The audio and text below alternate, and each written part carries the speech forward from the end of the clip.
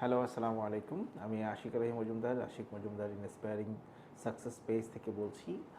কথা বলি real estate related discussion, sales motivation, sales team development, বিভিন্ন বিষয় নিয়ে কথা বলতে পছন্দ করি। সো আপনাদের কাছে রিকোয়েস্ট থাকবে, কথার ভিতরে কোনো ভুলভ্রান্তি হলে ক্ষমা সুন্দর দৃষ্টিতে দেখবেন এবং কোনো সাজেশন হলে অবশ্যই জানাবেন। ছোটো একটা মেসেজ দিব। আমরা যখন কর্পোরেটে কাজ করি, বিভিন্ন কোম্পানির কালচার বিভিন্ন রকম হয়ে থাকে।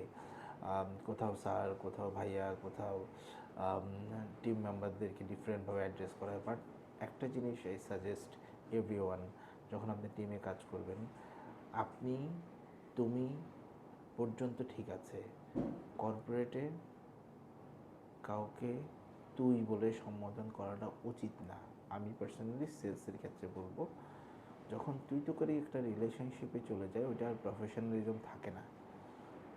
এবং ওই তুই তোকারি সাউন্ডটা শুনতেও খুব স্মুদি মনে হয় না।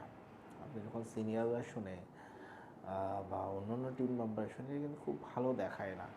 তো আমাদের অনেকের ভিতরেই এই প্র্যাকটিসটা আছে। অনেকে হয়তো অনেক ক্লোজ কাছের মানুষজনকে তুই তোকারি করে, বাট আমি রিকোয়েস্ট করবো অ্যাটলিস্ট টিমের ভিতরে এই জিনিসগুলো করবেন না। এটা শুনতে খুবই অকওয়ার্ড মনে হয়। আপনিতে থাকা যথেষ্ট ভালো। আপনার পরে যদি বলতে হয়, যদি তুমি করে বলতে চান, অনেক সময় যদি অ্যালাউ করে বলতে পারেন, বাট তুই পর্যন্ত যাওয়াটা আসলে একদম আনপ্রফেশনাল হয়ে যায়।